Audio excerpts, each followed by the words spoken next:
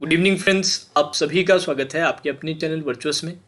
मैं दुर्धनकर farmer SBI PO आज आपके लिए एक इम्पॉर्टेंट सेशन लेकर आया हूँ।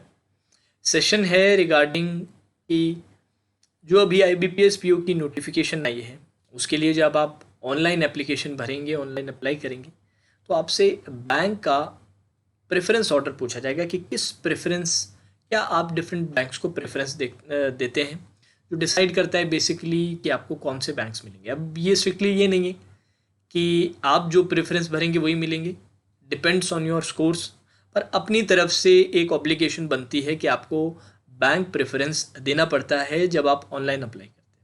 तो इसके रिगार्डिंग बात करेंगे। अभी करंटली आपके पास जो इंडिकेटिव जो वैकेंसीज़ हैं वो आपके सामने हैं। कल 250 वैकेंसीज बैंक ऑफ महाराष्ट्र ने ऐड कर दी है, उसके बाद का अपडेटेड टेबल है। इसके बारे में बात करें इससे पहले आप सभी से रिक्वेस्ट है चैनल को सब्सक्राइब कर लीजिए, सेशन पसंद आए तो लाइक ज़रूर कीजिएगा और रेगुलरली आप हमारे सेशंस फॉलो कर सकते हैं अगर आप हमारे टेलीग्राम चैनल को ज्वाइन कर ले, जिनका नेम है वर्चुअस। टेलीग्राम चैनल नेम है वर्चुअस और लिंक जो है वो मैं आपके साथ शेयर कर देता हूँ। लिंक है t.me/vir2811। ठीक है, चाहे तो आप नेम भी सर्च कर सकते हैं, चाहे आप लिंक भी अप्लाई कर सकते हैं। ठीक है, अब वहाँ पर सारे सेशंस के अपडेट्स आपको मिल जाएंगे। तो चलिए आज का सेशन स्टार्ट करते हैं। अब जैसे कि आप सभी को पता है आईबीपीएस पीओ का नोटिफिकेशन रिलीज़ किया गया। नंबर ऑफ वैकेंसीज बहुत कम थी जिसके कारण स्टूडेंट्स बहुत परेशान रहे। अब ये बात मैंने अपने अनअकैडमी सेशंस में भी बोला है, यूट्यूब सेशन पे भी बोला और एक डिफरेंट सेशन भी बताया था जिसमें मैंने आपको बताया था कि यार ये इंडिकेटिव वैकेंसीज हैं, नंबर ऑफ वैकेंसीज इतनी कम नहीं रहेंगी, इससे काफ़ी ज़्यादा इंक्रीज़ होगी क्योंकि बहुत सारे बैंक्स हैं जो अभी भी नॉट रिपोर्टेड हैं और ये जो बैंक्स हैं ये बड़े बैंक हैं, छोटे बैंक्स नहीं हैं। बाय वॉल्यूम अगर आप बाय स्केल अगर आप चेक करें तो बहुत बड़े बड़े बैंक्स जो हैं पब्लिक सेक्टर बैंक्स में से, जिन्होंने अभी तक रिपोर्ट नहीं किया है, जो रिपोर्ट कर सकते हैं। तो परेशान मत होइएगा, तैयारी में लगे रहिए। आपको वैकेंसी से इतना फ़र्क नहीं पड़ना चाहिए। आपको एक सीट की ज़रूरत है, 20,000 सीट की ज़रूरत नहीं है। उस एक सीट के लिए आपको अकॉर्डिंगली प्रिपेयर करना है। बिल्कुल जो आपका रास्ता है उससे डाइवर्ट नहीं होना है। काफ़ी समय से आप तैयारी कर रहे हैं, ये छोटी सी एक न्यूज़ से जो एक इंडिकेटिव वैकेंसीज है इसको देख के आपको परेशान नहीं होना है, लगातार इसी तरह से प्रिपरेशन करनी है। तो चलिए मुद्दे की बात पे आते हैं जिसके लिए मैं सेशन आपके लिए बना रहा हूँ कि सर बैंक का प्रेफरेंस क्या रहना चाहिए। तो यार बैंक के प्रेफरेंस के 2-3 फैक्टर्स रहते हैं। एक फैक्टर रहता है कि यार बैंक बाय स्केल कितना बड़ा है, नंबर ऑफ ब्रांचेस कितनी है। दूसरी बात रहती है कि यार ग्रोथ कितनी है, जो एक इम्पॉर्टेंट फैक्टर रहता है। क्या डिफरेंट अलाउंसेस मिलते हैं, आगे जाके क्या प्रमोशन के चांसेस ज़्यादा रहते हैं। ग्रोथ के बैंक का जैसे ग्रो करेगा वैसे ही आप लोग भी ग्रो करेंगे। तो ये 2-3 बातें ध्यान में रखनी है। इसके साथ साथ एक बात और चल रही है रिगार्डिंग प्राइवेटाइजेशन। सर सारे बैंक प्राइवेटाइज हो जाएंगे तो कैसे प्रेफरेंस भरें। तो इस बारे में आपको अभी बिल्कुल नहीं सोचना है। ये सोचोगे ना तो कुछ नहीं भर पाओगे, फिर बैंक की तैयारी छोड़ो यार। अगर प्राइवेटाइजेशन के लिए ही परेशान हो रहे हो तो फिर बैंक की तैयारी क्यों कर रहे हो। आराम से अपने एसएससी की प्रिपरेशन करो, रेलवेज़ की करो, यूपीएससी की करो, स्टेट लेवल जो आपके एग्ज़ाम्स रहते हैं उनके लिए तैयारी करो। बैंक की अगर तैयारी करना चाहते हो तो इस बारे में आपको अभी सोचने की ज़रूरत नहीं है, आपको परेशान नहीं होना इसके लिए।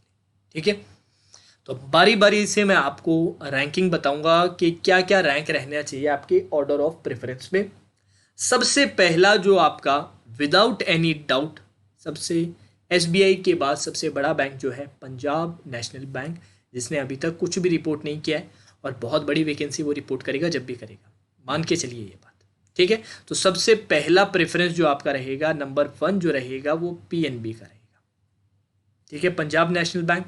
अब बाय स्केल बाय ग्रोथ अगर देखा जाए तो नेक्स्ट वैसे बैंक ऑफ बड़ौदा आता है, पर बैंक ऑफ बड़ौदा ने नंबर ऑफ वैकेंसी 0 डिक्लेयर किए, 0 नंबर ऑफ वैकेंसीज डिक्लेयर किए। साथ ही साथ पिछले साल से उन्होंने पीजीडीबीएफ जो प्रोग्राम उनका रहता था वो भी हटा दिया है पूरी तरह से। जो मणिपाल के साथ जो इनका टाइप था वो कैंसिल कर दिया, आईडीबीआई ने भी कर दिया था। तो काफ़ी लोग परेशान है कि सर बैंक ऑफ बड़ौदा भरने का कोई फ़ायदा है या नहीं। बिल्कुल फ़ायदा है यार, ये इंडिकेटिव वैकेंसीज है। जस्ट बिकॉज यहाँ पर 0 लिख रखा है इसका मतलब ये नहीं कि ये 0 से बढ़ के कुछ वैल्यू आ जाए।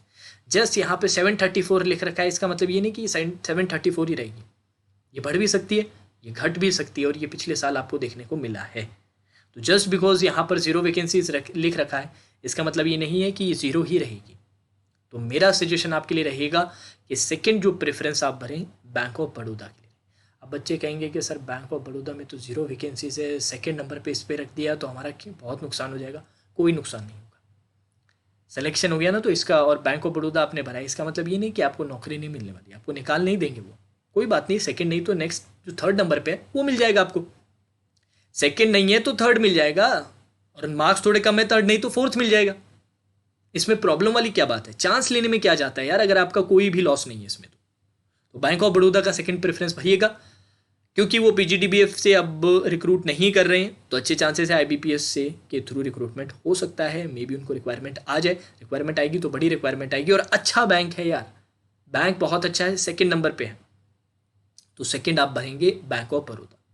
अब बैंक ऑफ बड़ौदा के बाद नेक्स्ट बैंक आप भरिएगा, नेक्स्ट बैंक आप भरिएगा यूनियन बैंक ऑफ इंडिया। ये रहा यूनियन बैंक ऑफ इंडिया, जिसने अभी तक रिपोर्ट नहीं किया, रिपोर्ट जब करेगा तब इसकी भी बड़ी वैकेंसीज आपको देखने को मिलेगी, ठीक है। यूनियन बैंक ऑफ इंडिया के बाद चौथा नंबर आप रखिएगा, या तो कैनरा का रखिएगा या बैंक ऑफ इंडिया का रखिएगा, दोनों में से कोई एक। चौथा आप मैं देता हूँ बैंक ऑफ इंडिया को, और पांचवा देता हूँ कैनरा बैंक को। ये आप टॉप 5 जो है बैंक्स की इस तरह प्रेफरेंस रखिएगा, बाकियों का अपने अकॉर्डिंग भर दीजिएगा।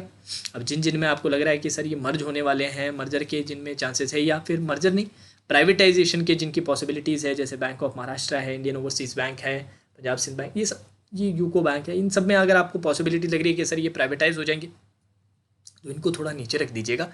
टॉप 5 बैंक्स आप इसी ऑर्डर में भरिएगा, ठीक है।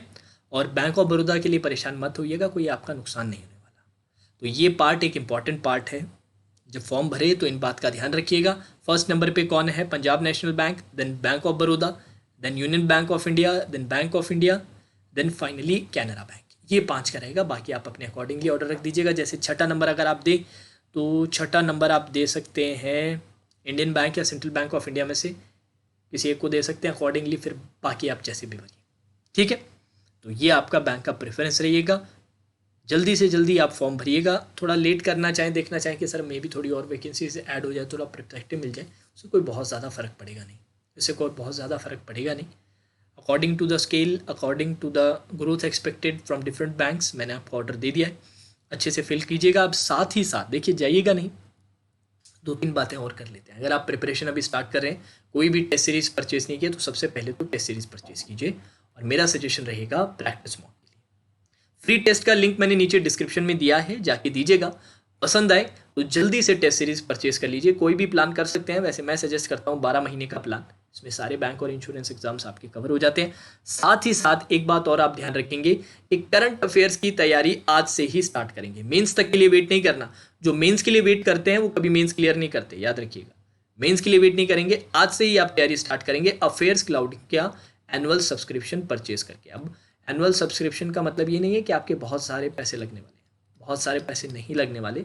मात्र 315 रुपये में, ओनली फॉर 315 रुपीज़ पूरे साल का आपको करंट अफेयर्स PDF फॉर्म में प्रोवाइड करवाया जाएगा। उसका भी लिंक मैंने नीचे डिस्क्रिप्शन में दिया है, क्लिक कीजिएगा, जाके 2020 प्लान सेलेक्ट कीजिएगा, प्रोमो कोड यूज़ कीजिएगा वर्चुअस, और आपको डिस्काउंट के बाद फाइनल पेमेंट बनेगा 315 रुपये। तो इन बातों का, इन 2 बातों का खास ध्यान रखिएगा। इसके साथ ही साथ, जैसे कि मैंने पहले भी आपको बताया था, टेलीग्राम चैनल अगर अभी तक ज्वाइन नहीं किया है तो ज्वाइन कर लीजिए। यहाँ पर हमारे सारे सेशंस की अपडेट्स आपको मिल जाएगी। डेली 3 से 4 सेशन यूट्यूब पे रहते हैं, 2 सेशन मेरे अनअकैडमी प्लस पे रहते हैं। तो सफिशिएंट प्री और मेंस के लिए आपको कंटेंट प्रोवाइड किया जाता है। इसके अलावा पुरानी जो हमारी प्लेलिस्ट है उसमें इतना कंटेंट है कि आपका कोई भी बैंक इंश्योरेंस एग्जाम कवर हो जाएगा, ठीक है। तो सब्सक्राइब करके रखिएगा। सेशन पसंद आए तो लाइक कीजिएगा।